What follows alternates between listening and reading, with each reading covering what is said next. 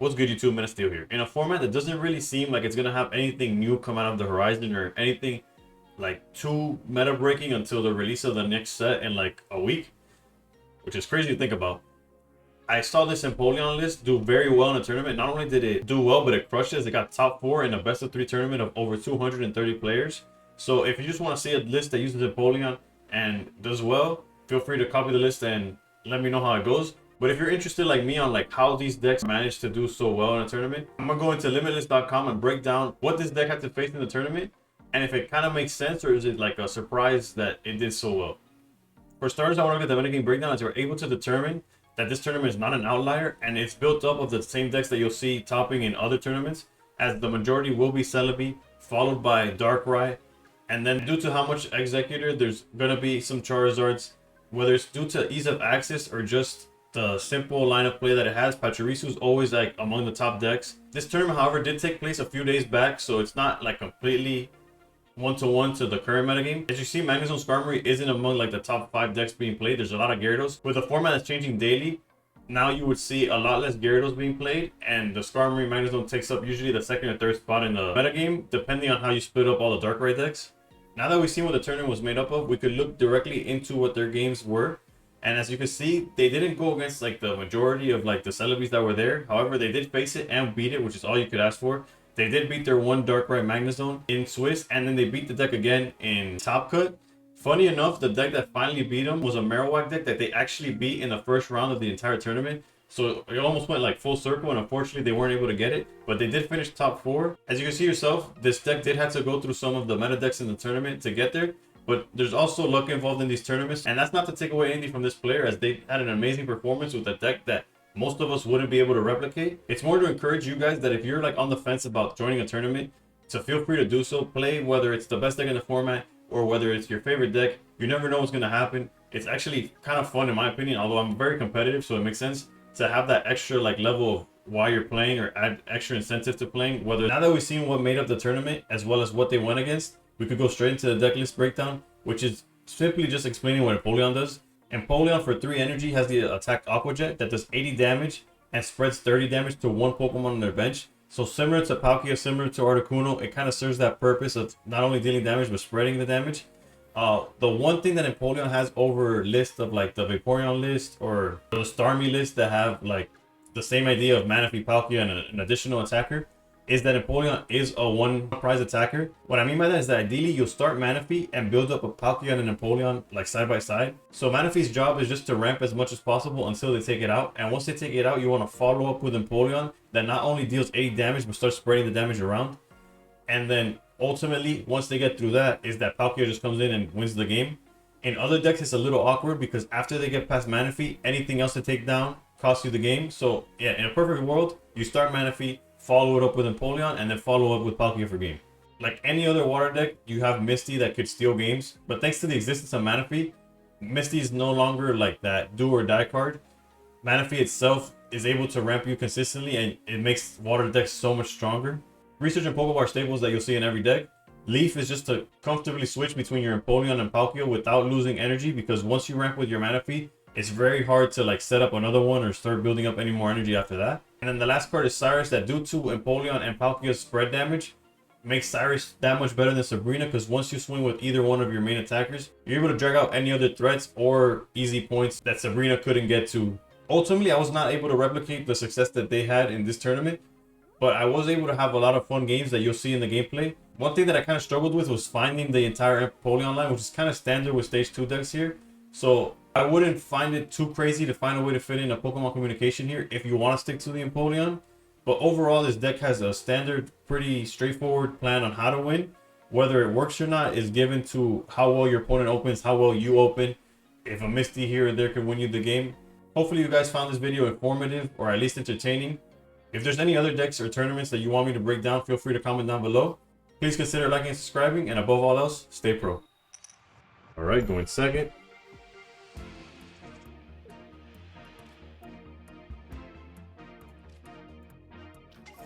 I'll start Manaphy, but I think I'm gonna keep it at that. I'm risking getting hit by a red card, but it does stop us from like Sabrina. I guess if I was afraid of Sabrina, I could have just put 2 Manaphys down, but Okay, so your standard Drotagon. Actually, this could lead to Greninja or Magnezone. Both lists play this combo, Darkrai and Drotagon. Okay, so yeah, it's the Magnezone variant. Okay, we got Cyrus that we can't really take advantage of just yet. Hopefully this sees Palkia. We're gonna need Palkia probably in this matchup. Or just double Piplup.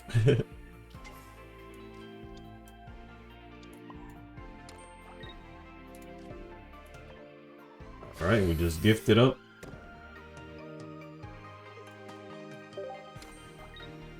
And pass. I guess this is a good time as any to ask like what y'all favorite Gen 4 starter is. Mine was personally Infernape, but I feel like you couldn't go wrong in this generation. Like they're all pretty good.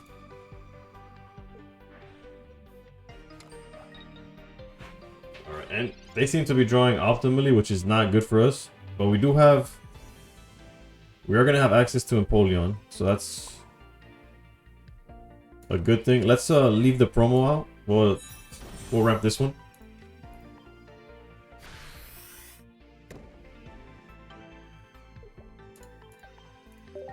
We unfortunately don't have Sabrina, so we can't really get around this Drotagon anytime soon. Had we been able to build up a Palkia alongside this Empoleon, would have been great. But we'll be okay.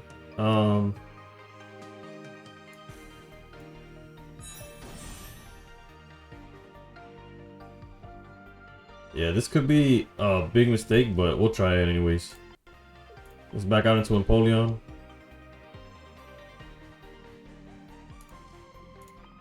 Yeah, cause here, and who do we want to drag out with You know what? Let's put pressure on this.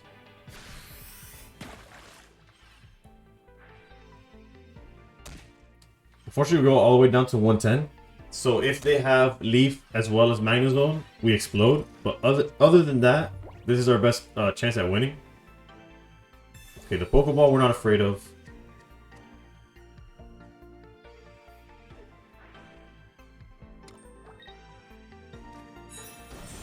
Magnezone we're okay with.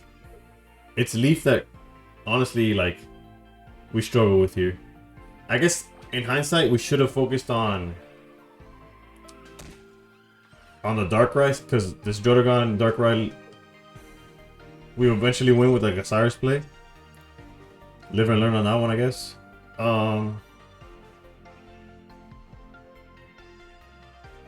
Unfortunate draw here. Yeah, I should have hit the Darkrai, but here we are. Let's go Cyrus here on the Magnezone. They also played it correctly in evolving immediately. Otherwise, we would have been able to steal 2 points there.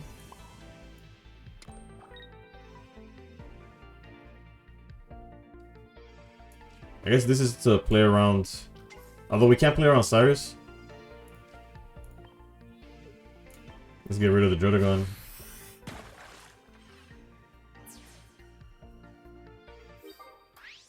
Yeah, we're in a spot where if they Cyrus, they get 2 knockouts.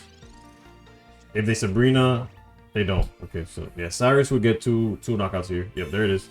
Now they just equip an energy to Darkrai, get the Manaphy out, and then they take out whatever we send next. The good thing though is because they play it like this, we will be able to spare Empoleon for whatever. I don't know. Like what it leads to is unknown, but.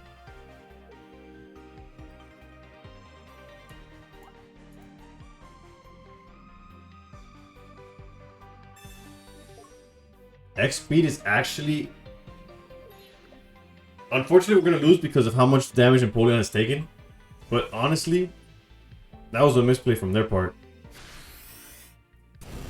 Because Empoleon gets to knock both of them out in one shot. It's just a matter of... I dragged out the wrong Pokemon with... Wait a minute. There's always the... We can always Palkia and get 4 heads off Misty. Actually, we only need 3, realistically. Can we steal it? Come on, Misty. 1, 2. Oh, bruh. I'd be hot if I was him. GG's. That's not deserved, but honestly, to have a run like the one that this deck list was from, that guy went 11-1. He had to have done some stuff like this. That's crazy. GG's. Alright. 1 second against fighting. We do have a mana fee, but not too many cards to ramp. But let's see what they decide to... Actually, not what they decide, what they end up opening with.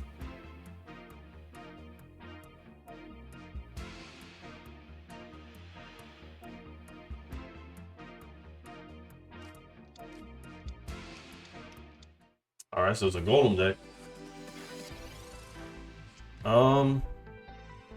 If they find their pieces before we do, this will be rough.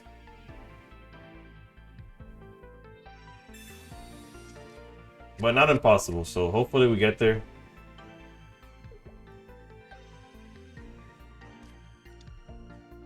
Okay, there's Geodude.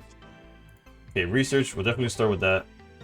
Hoping for Palkia or like the Piplup line. Either one would be pretty nice here.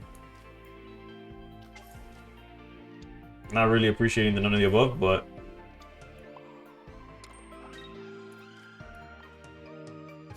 we get to ramp. At least we're guaranteed another turn of ramp after this one. It's unfortunate that we didn't see Palkia and that we have no signs of drawing into Empoleon.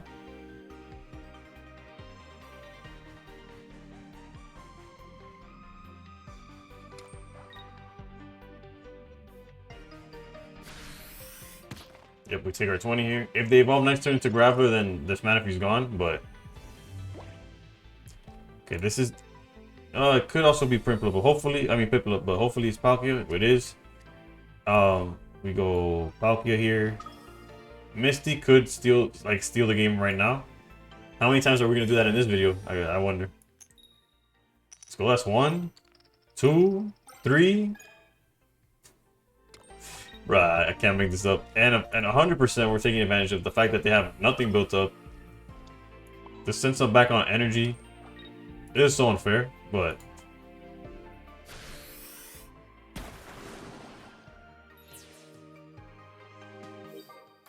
We'll take our point gladly.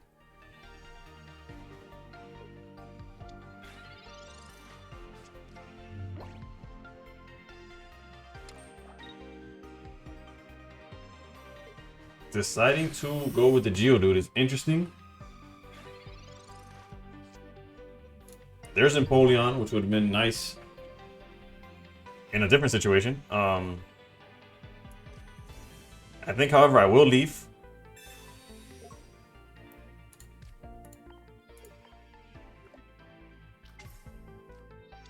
Just to build up Palkia once again.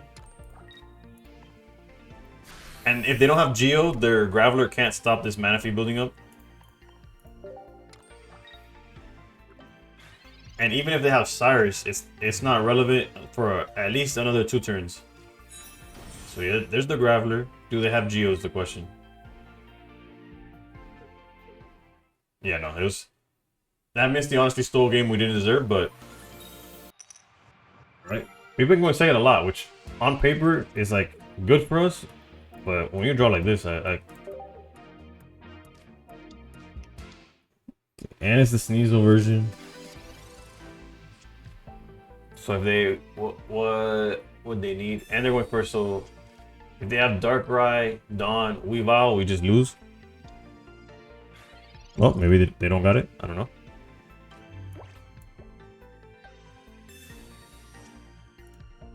Yeah, we'll build up the Piplup in the back.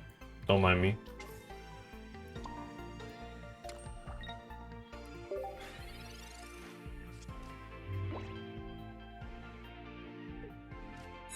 Okay, they do have Wheezing. Research. Will they opt for Poison, or were they going to try to hit us with Sneasel? Honestly, if they draw Darkrai, that's probably the play they go for. Okay, they should have it by now.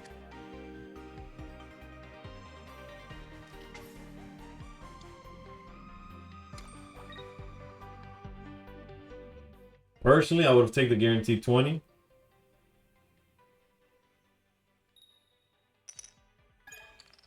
And if you're ever wondering why, all right, let's see. Palkia is good, but I think this game, at least for the sake of the video, let's just commit to the Empoleon line.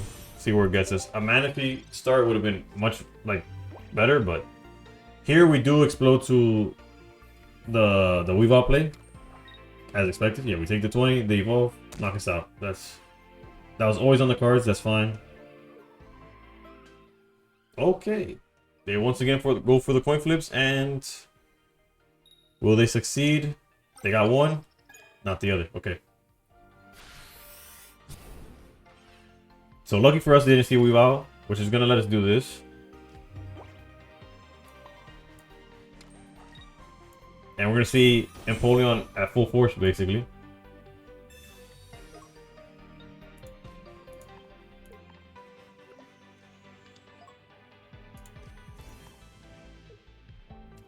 Although, I guess we do have. You know what? Let's go for the Darkrai. We do have the Cyrus play, because part of me was like, oh, I'd rather like we could take out the Weezing the turn after, like this upcoming turn. Yeah, but now we just Empoleon again, one more time, and then Cyrus for the game. Unless we see a second Cyrus.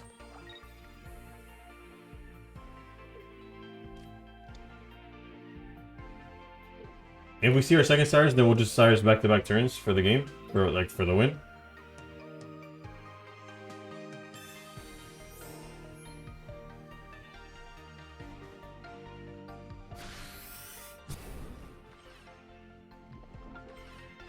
Alright. We could leave here if we wanted to. I only say that to get rid of the poison.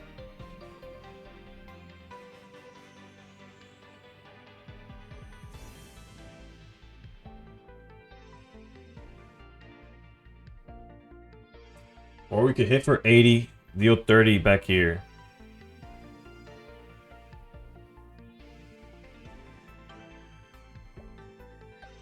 Or force them to back out somehow. You know what? It might be greedy. It might be the wrong play. Maybe it would be better to leave and whatever. Let's do this. If we hit the Weezing, sure, why not? Just in case like their plans to bring it back out, we're able to knock it out in return. Yeah. The reason I did this because the Darkrai can't hit us just yet. And if they don't have Leaf, they'll have to reset the Darkrai. We're okay with Potion. We just... Okay, we're aware of this as well. Oof, okay. That I didn't play around. I forgot Dawn. I completely blanked out. Even though like I said it from the very beginning with the Sneasel. I almost forgot we were in that game. That's the one play I didn't play around. So that's on me.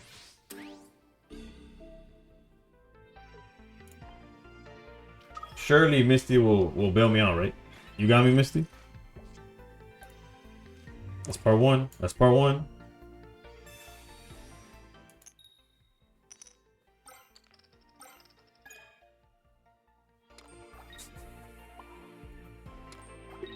I swear to God. I almost like scrapped the entire video. The amount of times this and I'm gonna clickbait the hell out y'all. I'm gonna say Empoleon. How did this Empoleon deck win so much? And Empoleon did not win me a single game, bro. This is insanity.